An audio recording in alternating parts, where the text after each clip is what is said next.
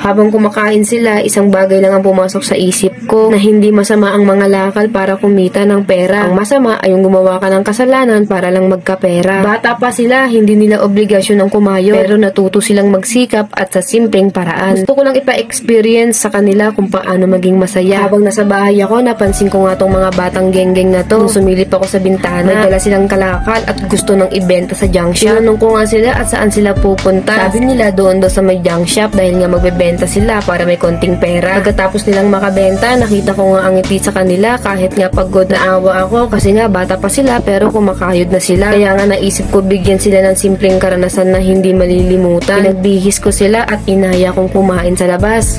Magkano na benta nyo? 25. Tig magkano kayo? Ilan ba kayo? 5. 5? 5 kayo, Chi? Apo. Tigilan kayo? 5.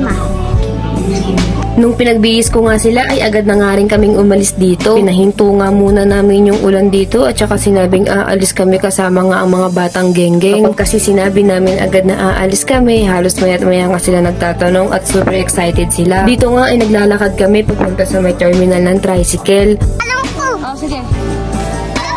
Kami dyan! Huwag kayo tumakbo. Una lang kayo. Katori po po tang makapatrale pato. Bombaldir, nakadril, siyanir, kalabir, remel.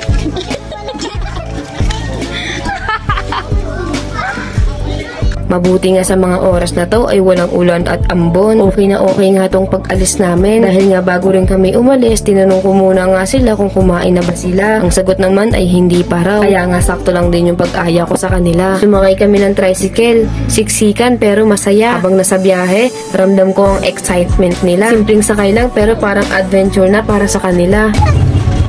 Pero matapa! Oreo? Wow, baba na hat. Ano ba ba? 5 ka dyan pa rin. Wala. Uy, di. Sino may 5? Pagdating sa may SM Novaliches, natuwa nga ako dahil nga mga ka-homies nakita nilang may watawat at agad silang nagbigay galang. Ang ganda tignan, bata pa pero marunong ng rumespeto. Nakapasok na nga kami sa may SM Novaliches mga ka-homies para naman puntahan kung saan ba kami kakain. Umakyat nga kami ng escalator at tuwang-tuwa ako dahil naman takot sila sa escalator pero tuwang-tuwa rin naman sila. Dumiretso kami sa may Popeyes at umorder ng chicken, cajun fries at ng drinks. At habang hinihintay nga namin yung order namin dito ay nagsasabi na nga sila na nagugutom na nga sila. Ayusin nyo ah. Untog pa. Nung maya-maya nga nung dumating na nga yung order namin. Sagali. Dami. Wow. Ayan po Isa-isa ko na nga binigyan yung mga batang genggeng na nandito. At bago kumain, sabay-sabay kaming nagdasal.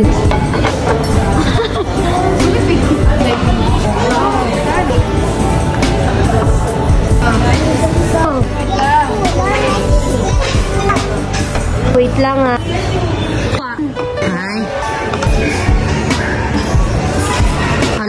Later magdadasal sabay-sabay. Gamit po ka rin.